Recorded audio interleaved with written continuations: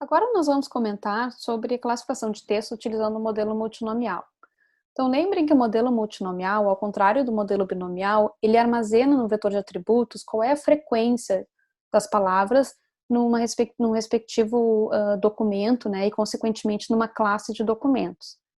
Então as probabilidades elas são sempre estimadas a partir dos dados, só que a gente tem algumas particularidades para esse modelo, né, de como a gente calcula essa probabilidade, principalmente a probabilidade condicional. Então, para estimar as probabilidades, a gente vai definir, né, novamente, o vocabulário de palavras. Então, esse vocabulário, o tamanho dele determina o tamanho do vetor de atributos que nós temos, isso continua igual. Nós continuamos tendo o número total de documentos e o número de documentos em uma determinada classe YI, que a gente está analisando.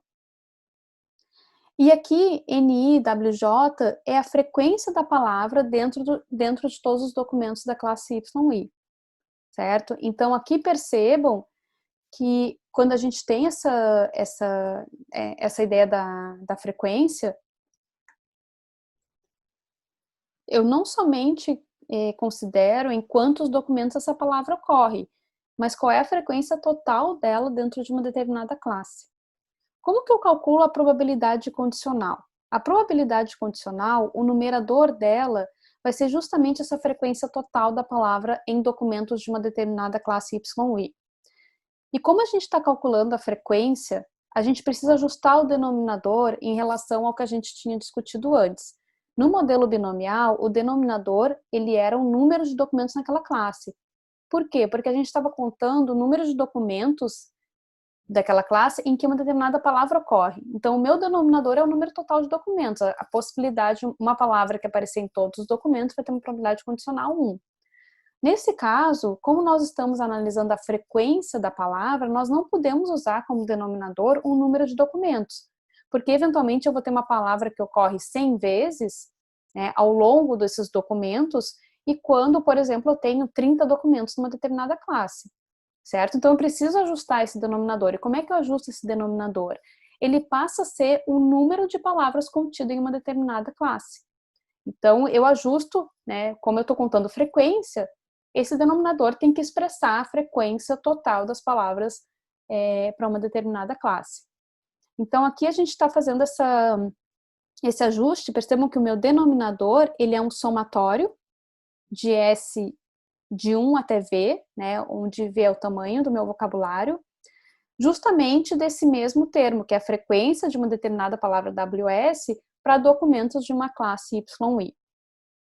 A minha probabilidade a priori, ela continua sendo calculada da mesma forma, tá? Somente a divisão do número de documentos pertencente a uma classe pelo número de documentos totais no meu conjunto de treinamento.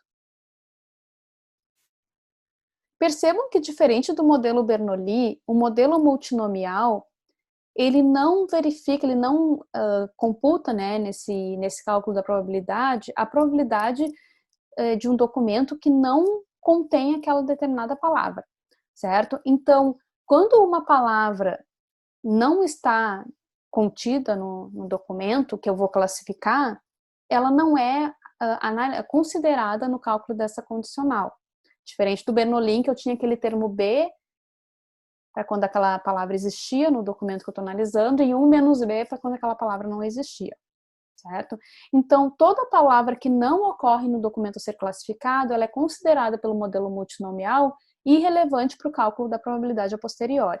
Então, na prática, o que acontece é que esse produto, que ele normalmente é definido em função de todos os atributos, e nesse caso, todos os atributos é o tamanho do meu vocabulário, ele passa a ser definido em função do comprimento do meu documento, certo? Então, se o meu documento tem 100 palavras únicas, mas o meu vocabulário tem 1 milhão de palavras únicas, eu vou só analisar 100 palavras únicas no meu documento, verificando qual é a probabilidade condicional delas naquela minha base de 1 milhão de documentos.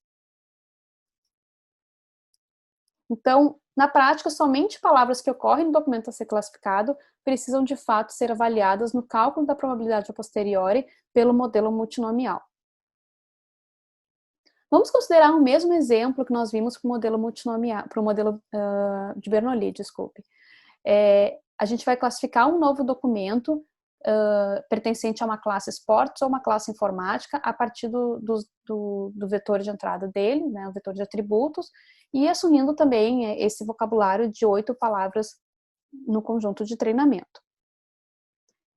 Então, aqui estão os vetores de atributos para cada classe.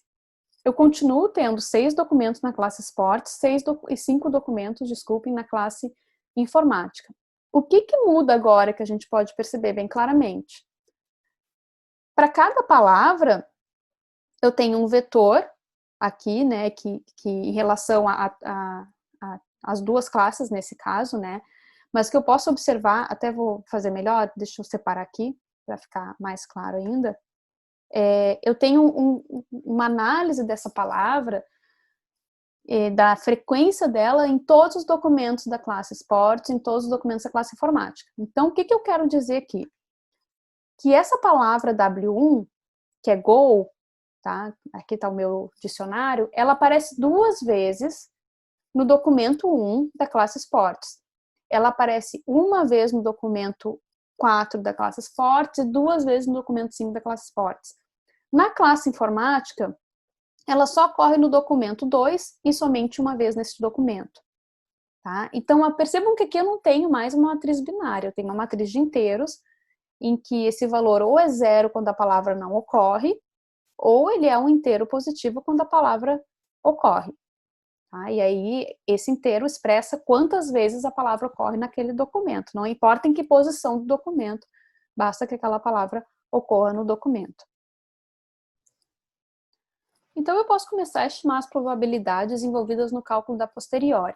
Lembre que, como eu comentei antes, o modelo Naive Bayes, eu posso pré-computar todas as probabilidades, ou seja, a priori para cada classe, as probabilidades condicionais para todos os atributos, e no momento que eu tenho que classificar uma nova instância, eu simplesmente recupero essas probabilidades. Então, a primeira probabilidade que eu vou estimar aqui é a priori, para a classe esportes, para a classe informática, e eu vou ver rapidamente porque ela permanece, né, exatamente igual como a gente tinha feito antes para o outro modelo Bernoulli. Então, aqui eu tenho 6 documentos na classe esportes, de um total de 11 documentos, e 5 documentos da classe informática, de um total de 11 documentos. Então, aqui estão as minhas probabilidades a priori, sem mistérios, porque a gente já viu isso já um par de vezes. E, no segundo momento, a gente tem que estimar a probabilidade condicional de cada uma das palavras no meu dicionário para cada uma das classes. Aqui está a diferença em relação ao modelo Bernoulli, certo? Então, vamos verificar. Primeira coisa que eu tenho, tá, é a frequência da palavra em uma determinada classe.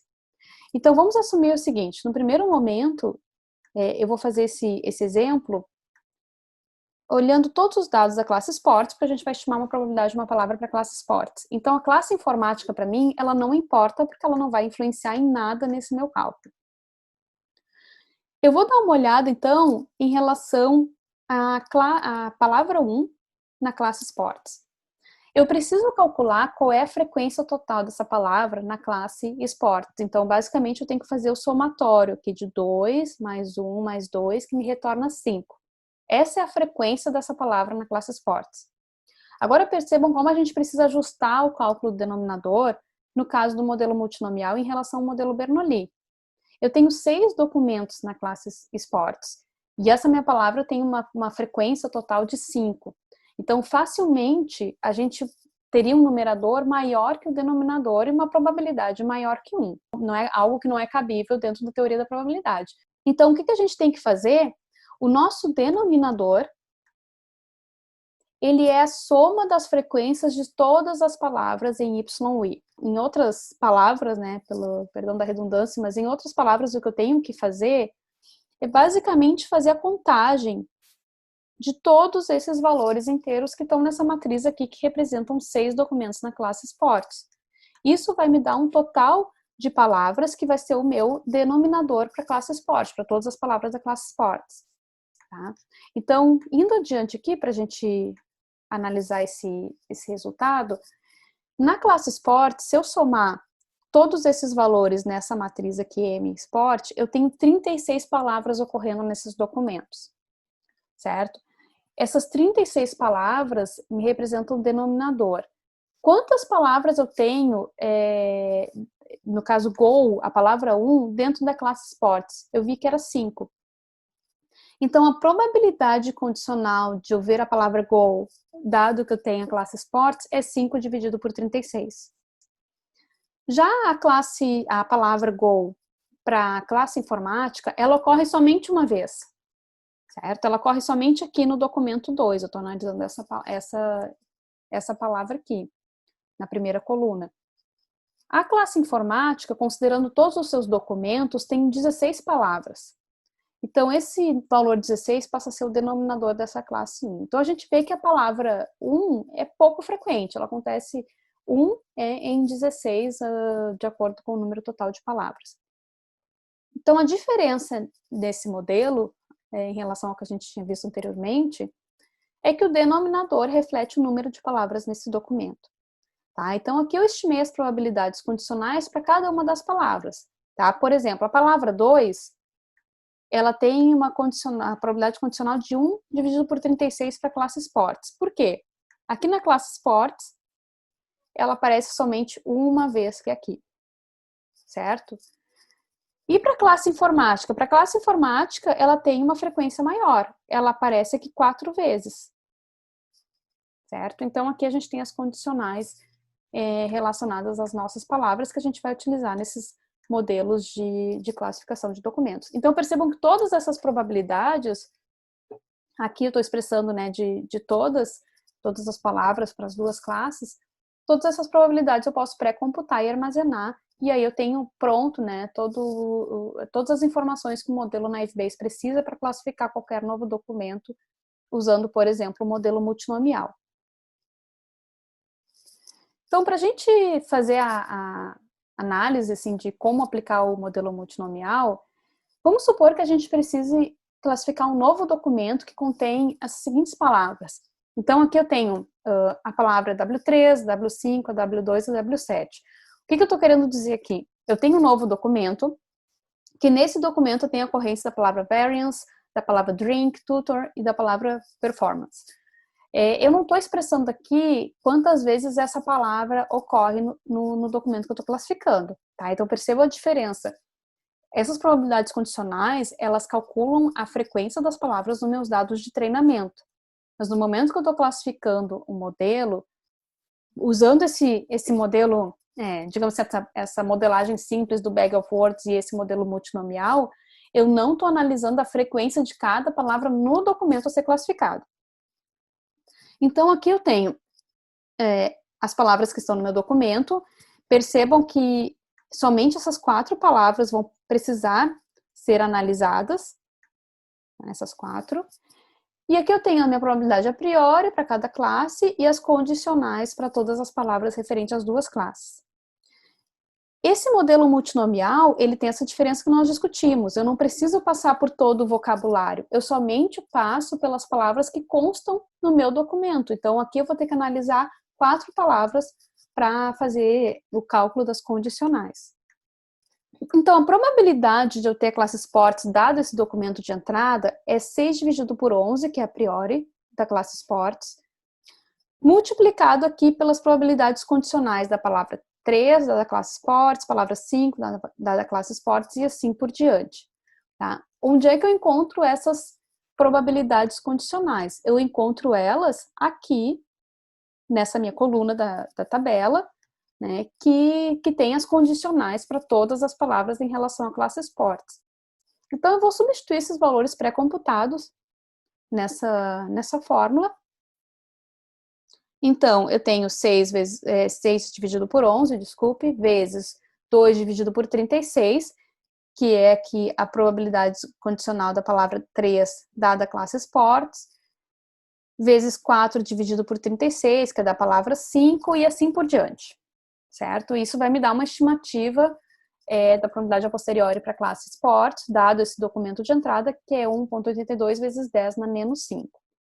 Eu vou repetir essa mesma análise para a classe informática, só que na classe informática, lembre que agora todas as probabilidades condicionais vão ser extraídas aqui dessa coluna. Eu estou usando essa probabilidade a priori. Então, aqui eu tenho a minha equação para para a classe informática, dá 2 vezes 5 vezes 10 a menos 4. E agora colocando aqui os dois resultados, tá? Eu tenho, então, essas duas estimativas, né, para cada uma das duas classes. E aqui, mesmo utilizando o modelo multinomial, né, a gente continua tendo aqui, nesse caso, a classe predita vai ser a informática, que é a classe mais provável, dado este documento. Assim como a gente tinha na classificação de dados estruturados o problema da frequência zero, né, o que era esse problema? Um determinado atributo não ocorria para uma classe específica. Então, consequentemente, a probabilidade condicional daquele atributo para essa classe vai ser zero.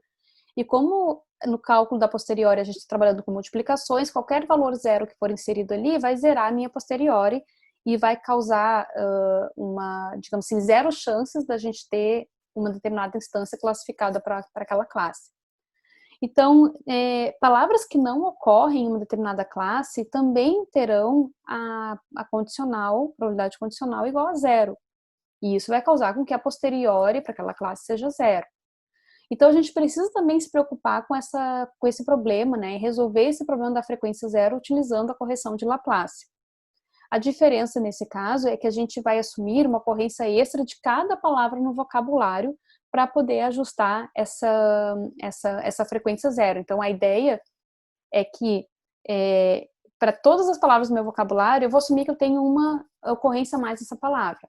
Tá? Então, eu vou ajustar o meu numerador com base nesse mais um, que é, por exemplo, a contagem, né, das palavras que eu tenho, da ocorrência daquelas palavras para um determinado conjunto de documentos aqui no Bernoulli. Então, eu assumo uma ocorrência mais daquela palavra e para ajustar a minha probabilidade, né, eu faço isso no denominador, uma somatório do tamanho do meu dicionário, porque lembrem que eu assumo uma instância a mais para cada atributo.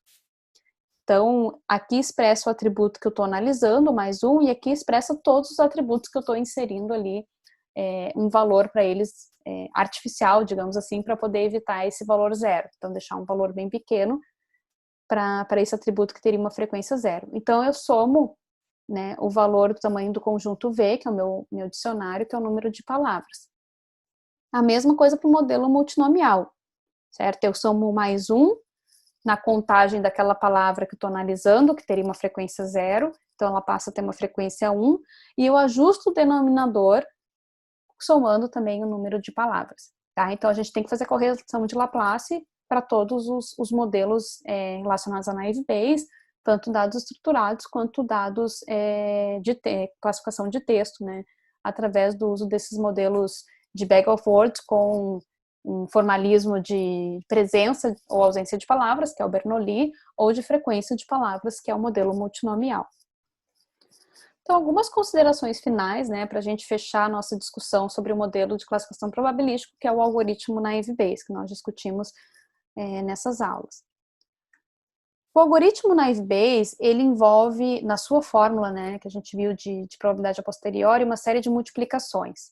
Tá? Na prática, quando a gente vai implementar o algoritmo naive Bayes, a gente utiliza o logaritmo de todos os termos, para evitar um problema de falta de precisão nos dados, porque no momento que a gente tiver multiplicação de um conjunto muito grande de fatores, essa probabilidade a posteriori ela vai reduzindo cada vez mais, até que eventualmente pode chegar um ponto em que a gente não tem mais o nível de precisão suficiente para representar aquelas casas decimais, né, que vão resultar. Então, na prática, o que se faz é utilizar o logaritmo de cada um dos termos, e aí o termo, né, aquele produto que nós tínhamos no cálculo da posteriori passa a ser um somatório, tá? Pelo uso do logaritmo, a gente passa a ter um somatório dos termos e não mais a multiplicação. Essa transformação não prejudica em nada a classificação do algoritmo, certo? Porque o que a gente vai fazer é uma estimativa da posteriori, não é o cálculo da probabilidade a posteriori. Lembrem que nós não estamos fazendo a divisão, né, pela probabilidade a priori de uma determinada instância, né, que a gente precisaria para, de fato, ter uma estimativa da probabilidade a posteriori.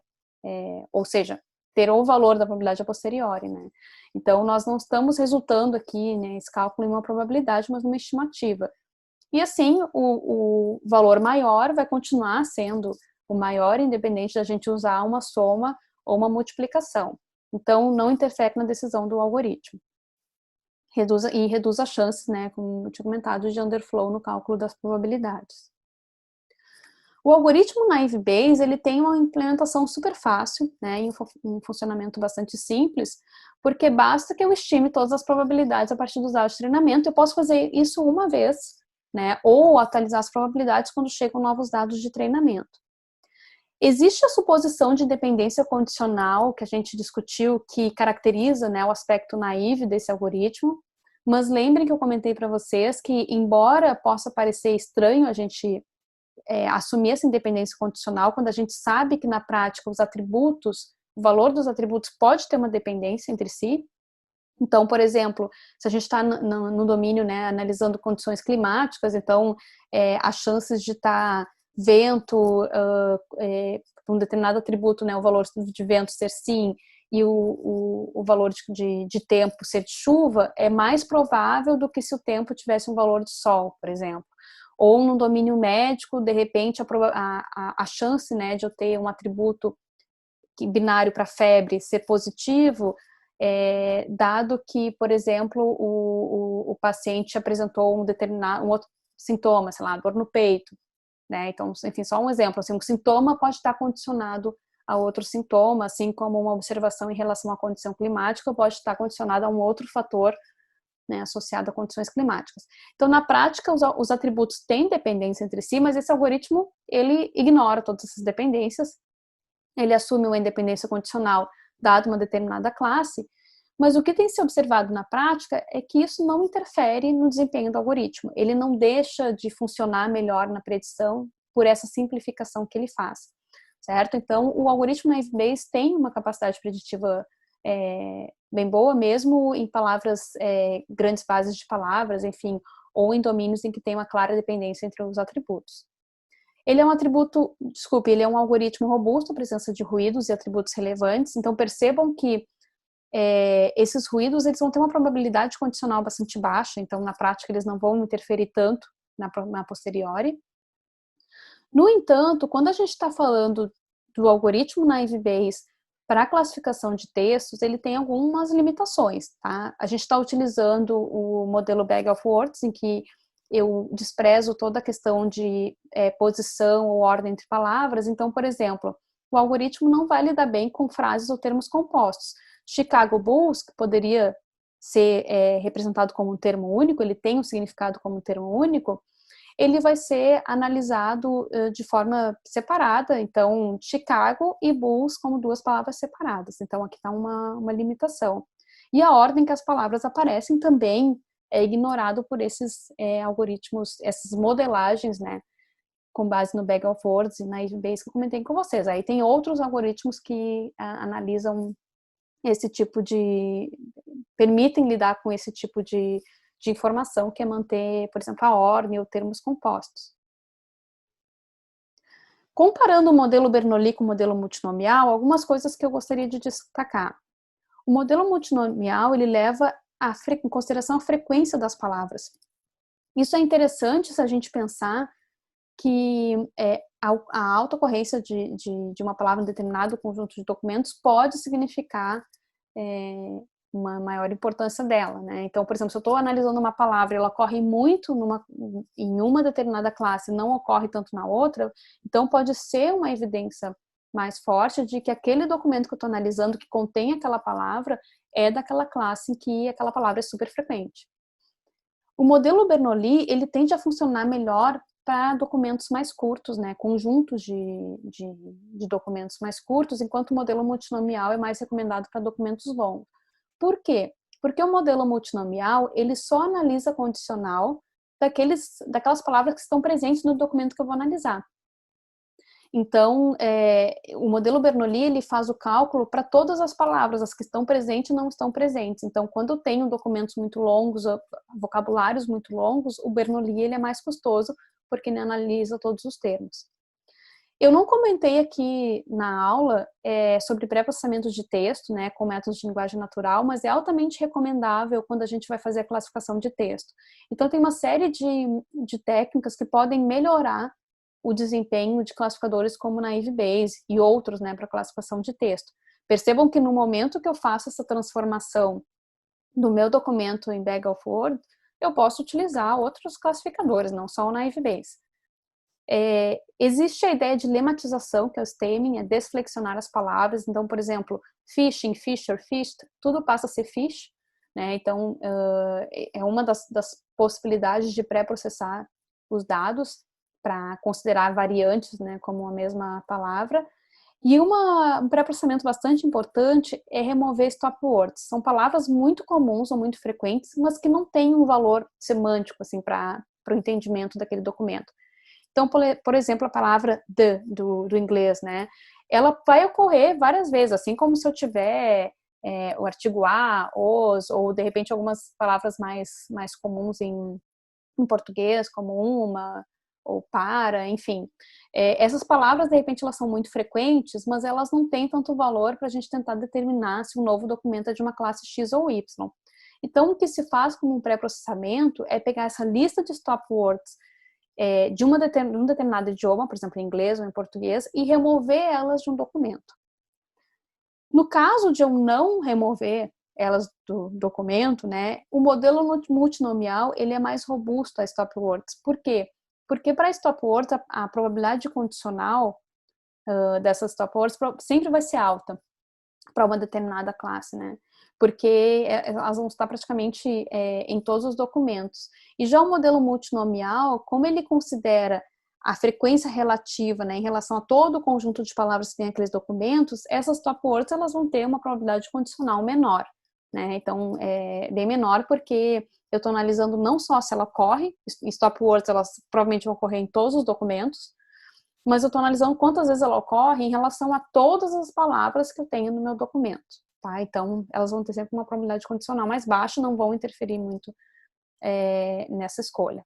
Então, são algumas considerações finais, né, desses modelos para classificação de texto com o Naive Bayes, então o Bernoulli e o multinomial, e aí nós fechamos a discussão sobre classificadores probabilísticos.